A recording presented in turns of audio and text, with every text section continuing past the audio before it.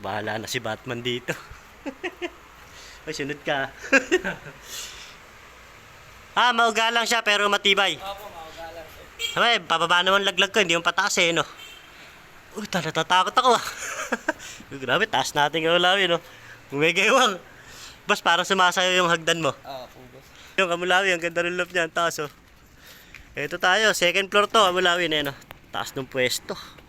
Hindi nagkikisagabal sa'yo, boss, yung mangga nato. Ay, hindi po, boss. Hindi naman. Hindi naman po. Ito na nga, yung flyer slope nila Kamulawi, ni JLP Lop Kamulawi na yan. Nagbablog din pala sila. Boss, Yung utol niya. Paki-subscribe po, JLP Lop, mga Kamulawi. Ayun. I-subscribe natin, i-follow natin yung JLP Lop Kamulawi. Ito pala yung mga flyer niya. Turo lahat dito to, sir. Opo, yung mga iba lang po, mga ibang breeders na hindi po turo. May nailipad ka na dito? Yung po itim, sir, yung nag-ilaga natin. Yun. Kaya nag-third lap, ay po Tara yung... Pwede natin tuntungan yan. Tara, sige. tara sa taas. May kalapate din doon, Rumoronda. Opo, dyan sa kabila, may matitindi rin po mag-ibon. Nagkakarera din? Opo, magaganda rin po ibon niya. Yung imprint po na nasa pula, sa kanya po galing. Kanya nga galing. Nagpapanalo rin siya. Opo, medyo matitindi rin po talaga ibon. Pwede natin ikutan yan. Ngayon po may pasok po May yan, pasok. Maganda Sayang. po linggo para day off po niya. Sayang naman ano. Bisita na sana natin siya. Ayun, Kamulawin, sisilipin na natin yung mga ibon niya dito, Kamulawin. Ito ba yung sinasabi ko na kapartner dati ni Tacloban? Ni Skyloop. Ni Skylop ito. Opo, ayan. Ba't nandito sa taas? Ano ko lang boss kasi motivate po na yung Pang motivate. Opo. Ito po yung sinasabi kong nag-ilagang Isabela, third lap po lang talaga, nahihirapan lang talaga. Kailan? Itong huli lang ba? Ito po Yung pahirapan ng pauwian? Opo. Puro smash. Smash po yan, ito po yan.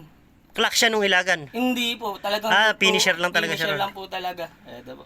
Yun yung ang daming naligaw sa Baler Aurora ng mga ibon, Opo, yung ito ilagan po na yun. Ayan. Umuwi siya 3 days ago bago po dating po dito, basag na basag po talaga yung ibon. Talagang hirap umuwi na po hirap. dito, naglalangis. Talagang po talaga siya. Manipis din. Manipis po nung umuwi. Ngayon na-recover po Halos namin. walang kain ano. Wala po talagang kain. May bagyo rin po na nangyari. Bukod dyan, meron ka pang iba na testing na rito. Ito po, meron na po na testing. Ayun, napansin ko, ang ganda nun. Yun. Ito po. Kunin mo. Mga ganyan yung tsura nasa post ng natin, nagko-comment sa akin. Opo, ito po. Yung sa mga borga, ayun. Ang linyada po nito, 10C Cross po Saudi Bird. Dito. Ayan, malinaw. Ayun, wala, gandang ibon, no? Solid, oh. Ano yung line? 10C Cross po sa Saudi Bird. Saudi Bird. Opo. Imported pala yung lahi nito, Kamulawin. Kaya nag-breed nito, Bali yung boss shoutout po kay Boss Ron. Inauwi po ni Boss Ron to dati na itlog lang. Pinapisan nyo. Bari lupman po siya dati sa Saudi. Ang dalong ibon, oh. Solid, oh. Grabe, oh. Hen. Hen yan. Hen po to. Hen po. Kamulawin, hen. Tignan nyo, pero parang kak siya. Hen po to, hen. Kala ko kak, tayo mga dun, Hen boss. po, hen po. Kaya Kamulawin, hen pala yan. Akala ko kak, kasi bruskong-bruski dating, oh. Napalahi mo na dito yan? Hindi pa boss. Hindi pa namin napalahi ngayon yun. Kasi napairam din na namin yan sa pinsan ko. Yung pinsan ko hindi ko pumahindihan. Gusto mag-ibon. Bago lang. Mapalawak din yung industriya ng pigeon racing. Racing. Pinahiram po namin ng magandang linyada. Yung sabi ko sa kanya, kung mag-aabil ka sa iba, biram ka na lang sa akin, makikita mo yung magandang linyada. Kung bibili ka, mas titignan mo yung mga performance ng ibon sa para hindi sayang yung patuka mo, di ba? Kasi dati nalaman namin na nag-aalaga-alaga kami, hindi pa namin alam linyada, may mga linyada pala yung ibon. Mas sayang lang yung patuka mo, hindi natin alam yung ibon ba dumudulo o hindi o maganda performance. Kumbaga, habang nagsisimula pa lang siya, ginaid mo na agad siya. Para di siya maligaw. Nagsimula kami mag-ibon ng walang guide, nabili ng ganito, yung pala yung ibon, di masyado. Gagalo na maganda. So nakakita kami, nakaabil kami ng magandang ibon. Nagpera sa aming mga tropa na magandang ibon na subok nila. At sinusubukan namin. Ngayon, ililipad namin sa BBC yung mga anak na pineram sa amin. So sana tumira yung mga ibon na pineram sa amin sa yung mga kinrus namin sa ibon namin. So meron pa tayo dati nakaraan, nilaban sa sprint natin sa BCPC. May nasubo ka pa pala dyang iba. Race po natin, dilaro po natin. So yun. Maganda naman po yung performance ng ibon, maganda naman po yung speed. Pasilip natin, sir. Sige. Baka makukuha mo dyan. Ito po yung pinalalaban natin sa sprint race sa PRPC, BCPC po. South, naka-south po yan, naka-live po tayo. Day po, BCP. Hanggang ngayon, nakalaban siya. Ngayon po. Shoutout kay Papa Ben. Ilang lap pa yan? Ngayon po, third lap na po ito. Ang third lap. Ayun, good luck sa kanya. Sir pala, sa conditioning, paano pala ang sistema mo? Sa conditioning, sir, ang sistema ko, bago ikarga, Friday pa lang, Thursday pa lang, nagsusunog na kami ng gamot sa kanya. Para kinabukasan, loading o gabi, yung yung mga sinasak natin sa kanyang gamot, maganda na sa Na-absorb na nila. Na-absorb niya na. Kaya pagdating ng karera, maganda na performance ng ibon. Titignan po natin yung mga, siyempre, tignan din natin yung tayo ng ibon. Pagdating, rest power.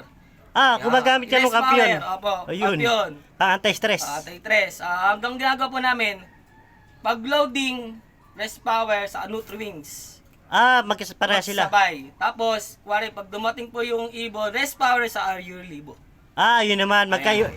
Iba naman yung kapares niya. Iba naman yung kapares. Eurolibo kasi sa digestion. Opo. Si Rest Power, anti-stress din, tsaka pang conditioning. Opo, ayan, ang binibigyan. Tsaka antibacterial din yun, si Rest So, Power. pagdating dito ng ibon, gagawin ko po, kukunin ko siya, ibababa ko, doon ko po i-maintain yung ibon, ano ang kalagayan ng ibon. Ini-stable lang muna sa Ini-stable cage. ko muna siya sa may cage, sa ginagawa namin ni quarantine. Ilang araw yun? Mga 2 days po. 2 days, kasama na yung pag-recover sa kanila. Recover sa kanya. Tapos, pag okay ng ibon, babalik po namin ulit dito. So, ngayon, maglulupa pa nga 4 na araw, 3 araw, mag-fly kami ngayon. Tapos ngayon, 3 days o 4 days, gagawin namin ng kapatid ko, ipupuon namin ng kapalit, magtos-self-toss kami magkapatid. Kahit tanghali, nag-self-toss kami. Kahit kainitan. Naka-jacket lang kami dalawa, boss. Ayan, mag-self-toss kami. Talagang sinatsagaan nyo talaga. Talaga, tiyagaan. May mga mentor na nagsabi na pinakasusi talaga. Mid-toss. Mid-toss. Para sa markings. Mid-toss talaga. Para yung breakaway ng ibon, alam nila yung hindi nakakalas. May pag nakita na yung breaking point, direction ng ibon. Doon sa paggamit mo pala nung organic ng kampiyon, kamusta nagiging Ayun, boss. resulta naman sa katawan ng ibon, sa kondisyon? Sa resulta sa amin ng ibon, napakaganda. Hindi po nagkakasakit, hindi na tinatamaan sila ng sakit, napakaganda. Ang dating hindi po kami nagagamot talaga, tinatama kami ng one eye gold, maliling, talaga nagkaaroon po kami. No? So yung nasinubukan po nila ng rest power, Nutri-Wings, maganda po yung kondisyon ng ibon, di na po kami nagka-aside ngayon dito. Kasi sila ang gawa ng kampiyon, more on antibacterial sila pala. Lalo yung rest power, antibacterial yan. Yan, nga po yung ibon, lahat healthy, wala po nagiging sakit. Ngayon, awa na ng Diyos, dati po nung hindi po kami naggagamot, nagkal ako ng 6 na may baliling.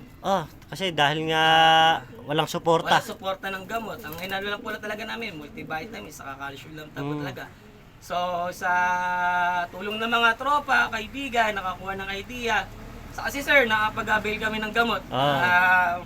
Nutri-Wings sa power, sa kampiyon, thank you. Napakaganda po ng gamot na epekto sa mga ibon. Ganda po performance.